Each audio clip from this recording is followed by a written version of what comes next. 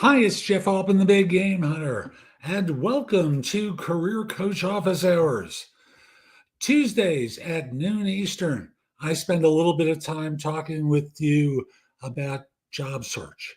I answer your questions about your search.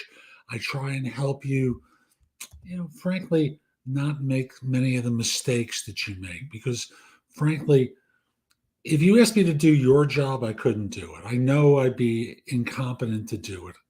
At best, I'd be an amateur. For many of you, you're at least at the amateur phase, but that's not really good enough in markets like this. So I just want to encourage you, if you've got a question about your job search, put it into chat so I can answer it live, because the skills needed to find a job are different from those needed to do a job. I just want to be real clear about that. This is not your terrain. You may have gotten jobs before, and you're very proud of the fact that you worked at a particular organization for as long as you did, and that's terrific. But how many times were you turned down on previous interviews before you got that one? For a lot of you, it was a lot of times. And the problem is, this is a tough job market for college-educated professionals. The economy is not creating jobs for you. So when you get an interview, you have to perform at a high level. So you don't want to be learning through trial and error. You want to use someone like me to help coach you, to help you perform better. So I'll just mention to you, if you've got a question for me, if you'd like me to, let me back up for a second. If you'd like my help, become an insider at JobSearch.Community, where I've got all my video courses, books, and guides available to you. Now, one book is going to be up there this weekend. It's my new book called 10 Steps to Changing Careers. Now, it's available as a paperback for Kindle and as an audiobook now on Amazon. So if you want to get 10 steps to changing careers, that's the link to it. And I'll put the full, actually, let me just put the title in now. Bear with me, please. There we go. 10 Steps to Changing Careers is now in chat. So if you watch this on YouTube later, it'll appear there with the link. Same thing on LinkedIn. Order a copy of the book. Again, it's available for Kindle as a paperback. It's a little over 200 pages long. It's my longest one to date. I have other books that are available on Amazon that you can download. For Kindle, you can borrow for Kindle. And again, you can order it as a paperback.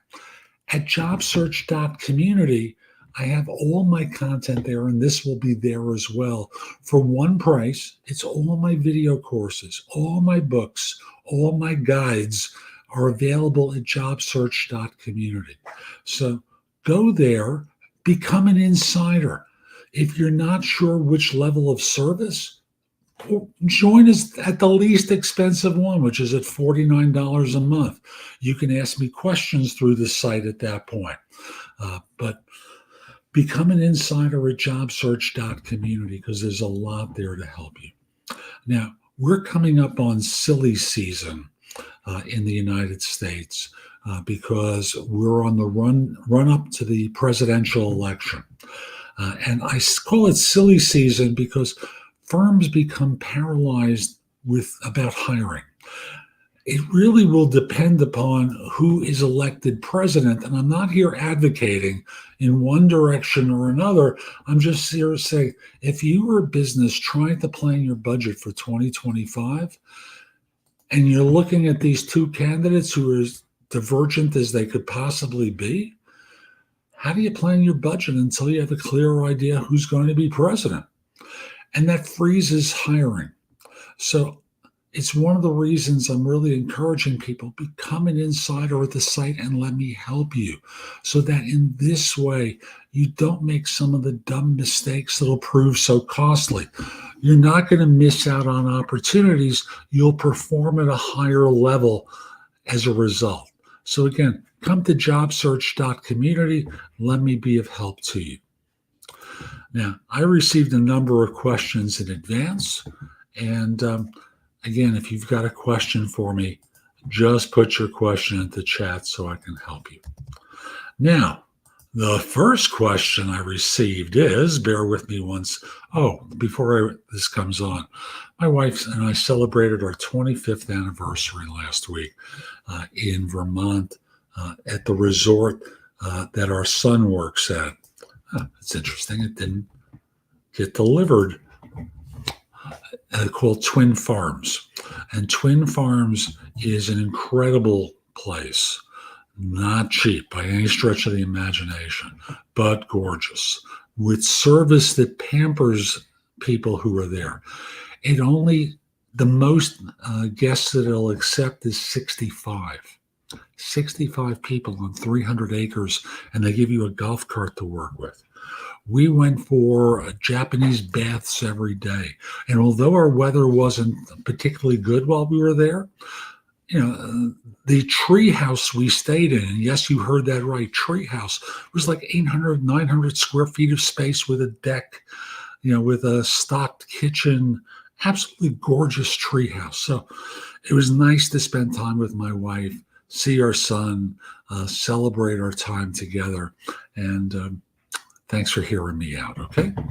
So the first question I received is it normal that a company rejected me for one application and after a few days invited me to another interview for another but similar, I'll say, position? The answer is normal, no, terrific, yes. It indicates to me that as a company, they have a competent recruiting team there. And they recognize you weren't right for one role, but you might be right for a different but similar one. Good for them, because so many firms, they're lazy. And I say lazy because they stop thinking. And by stopping thinking, people miss out on opportunities. They miss out on talented people. So is it typical? No, not at all. They need to be commended, rewarded, acknowledged. And I wish you good luck with this. Make sure you have a current job description for this role so that this way you can tailor some of your responses and demonstrate your fit for this new role. Okay? Let's go to the next question, which is, what should I expect during the interview process with an employment agency? Employment agency interviews are often screening interviews. They're usually screening you vis-a-vis a particular job with a client. So they want to talk with you to understand how your background fits. When they schedule an interview with someone, I always encourage people, ask for a copy of the job description that they're going to want to talk with you about. Oh, we have a lot of positions open, but you're probably going to zero in on one or two. Could I see those jobs? I don't want to waste your time, but it will help me prepare for our conversation. Sure. And they'll ask them to email them to you. This way, in advance of the conversation, you know what you're going to be screened for. And if it's not appropriate, you don't have to waste your time. You can say to them, these jobs are not for me, or this job is not for me. But if you'd like to still meet with me and get a better handle on my background, I'm happy to do so. Sure. Or they'll say, thank you, but don't really have the time now. So many people are looking for help. Whatever it is, they'll gracefully bow out. The goal for you is to get clear about what they're screening you for, evaluating you for in advance of the interview, so you have an idea what their target is, and thus be able to prepare for that conversation and be ready. Follow me? You want to be able to prepare for that conversation with them, which may come down to is, tell me about your experience with this. Okay. And then what about your experience with that? And they'll go through it almost like they're going through a checklist with you. So that's really the way the interview typically runs. In talking with them, dress well, but usually you don't have to be formal, except if it's an executive search firm and they want to get a flavor for you and putting you in front of one of their clients. Then I would simply say dress world class. If it's with a contingency firm for a role not in the C-suite, but an average middle management role, director, SVP, manager, things along those lines, or staff roles, dress well, but don't look like a barbarian. Okay. We've got more questions. Can you include companies on your resume that have expressed interest in hiring you, but have not started the interview process? Are you kidding me? Are you really serious? It's a stupid question because a resume reflects your employers.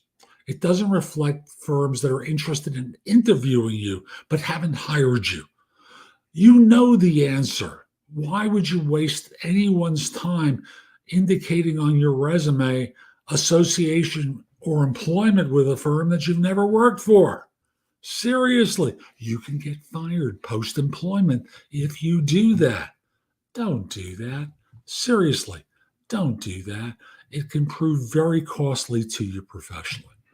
So I'll just simply say, if you've got a question for me, put it into chat so I can answer it live. Also, I want to encourage you, join me at JobSearch.Community, where I have video courses, books, and guides to help you with your job search. Become an insider and ask me questions about your search, or have me coach you around your search. How much time you get from coaching from me will depend upon the tier of service that you purchase from me. But I have very inexpensive programs. I have much more expensive programs for those of you who are more senior. So again, come over to JobSearch.Community. Let me help you. I'll also mention 10 Steps to Changing Careers on Amazon. I can help you with this book get the job you really want. Not the one that you're doing now, but the one that you really want.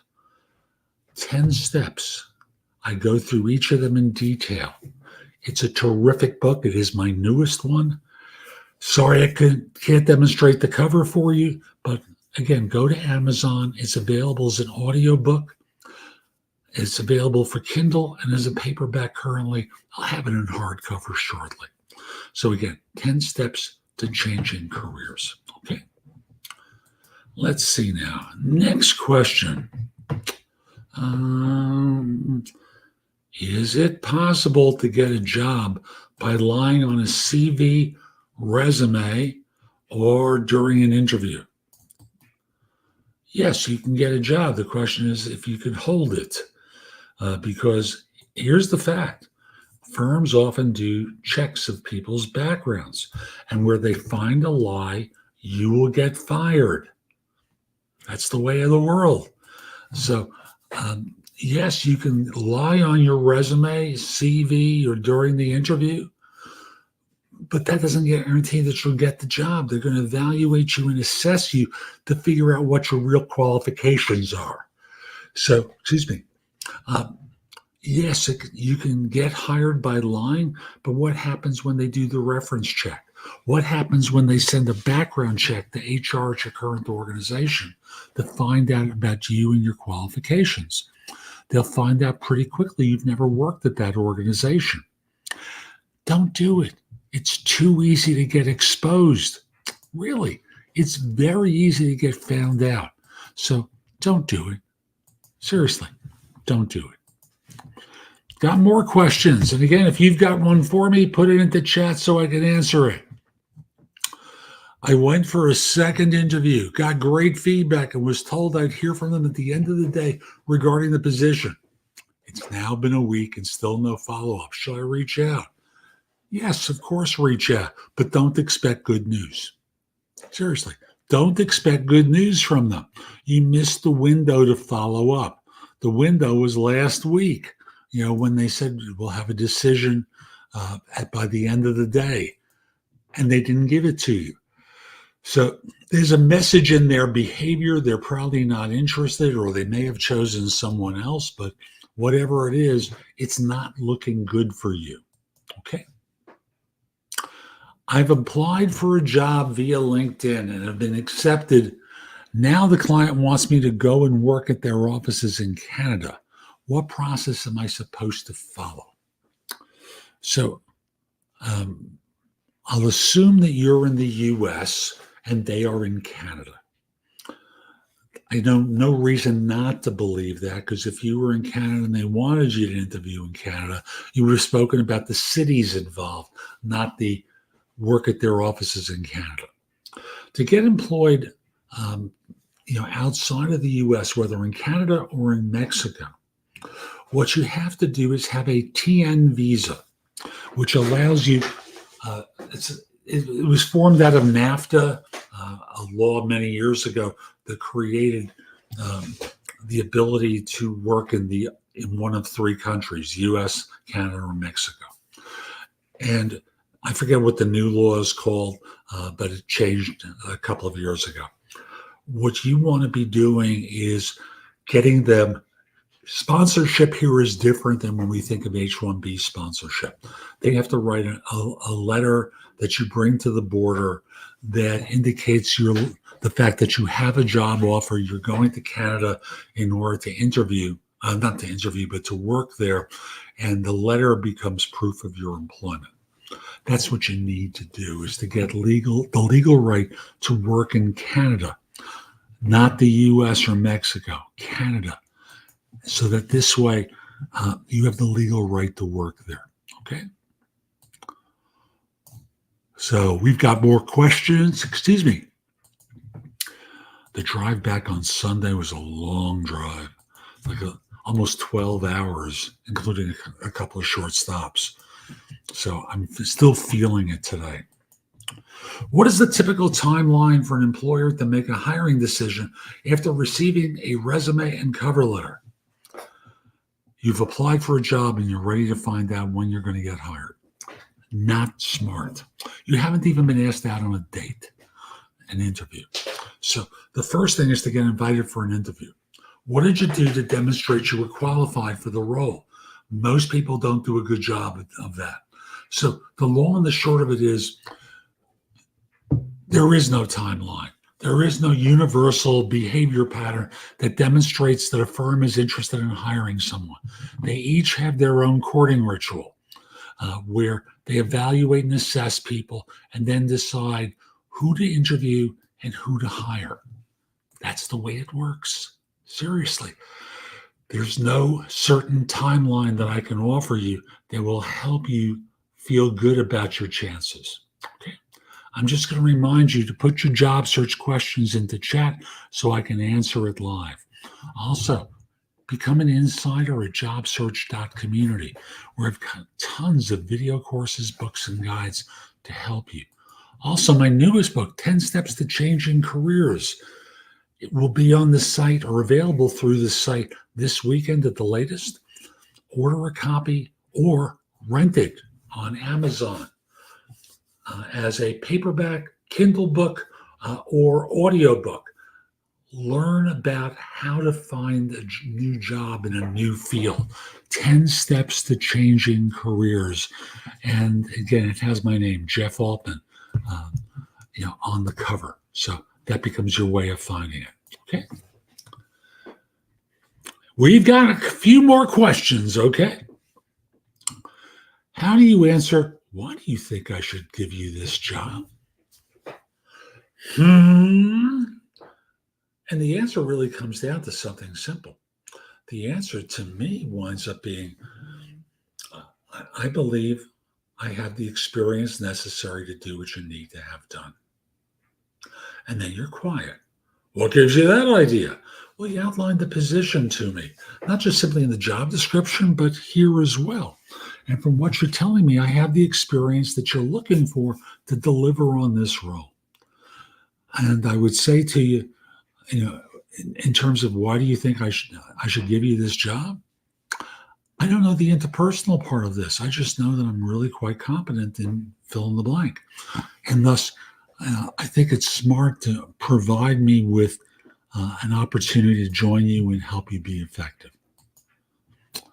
I've got 2 more questions that I see. So bear with me.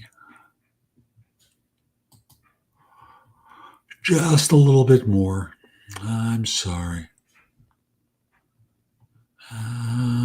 Why am I having trouble copying this?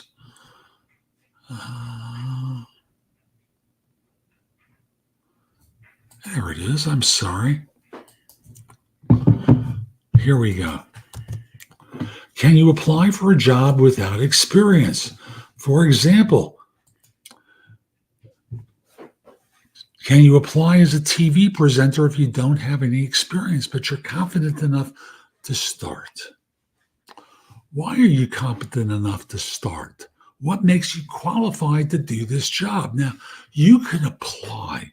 There's no rule against applying, but I'm here to help you understand what the job market is like and help you navigate it professionally. And what you're proposing is such that it's a joke. You're not qualified to do this job. And thus, all you're doing is wasting someone's time. And you may want to do it, but you're not qualified to do it. So if they hire you, you may sit there going, gee, what's wrong with these people? I've never done this before, and they're hiring me to do it? Seriously? And you'll get rejected and made fun of, not to your face, but by other people in meetings for years to come. So the long and the short of it is, yes, you can apply, but don't expect that they're going to even interview you. Okay. Last question for today. Let's see now. There we go. Is it common for people to have large gaps between positions on their resumes and LinkedIn profiles? Do you notice this in your local area or workplace as well? The answer is yes, I would notice it. Why? Because my clients would notice it. And that would cause people to get rejected, because without an explanation for why there's this large gap in your background, they're left to think, she got turned down for incompetence. Who wants that? So the long and the short of it is, yes, you can apply. No, don't expect to get hired. The statistical probability of even getting an interview is small, but get yourself some help. Let me help you. So if you've got a question for me, put it into chat so I can answer it live. Also, 10 Steps to Changing Careers, Finding the Work That You Love, is a great title, great book. It will help you land in a new role. So I'm Jeff Altman. Hope you found this helpful. Visit my website, JobSearch.Community, where I've got video courses, books, and guides to help you. Also, connect with me on LinkedIn at linkedin.com/IN/TheBigGameHunter. Mention that you saw this. I like knowing I'm helping some folks. Once we're connected, your network is going to be a lot bigger, because my first level connections become your second level connections. So get the skills needed to find the job. Also, connect with me on LinkedIn at linkedin.com/IN/TheBigGameHunter. Have a terrific day, and most importantly, be great.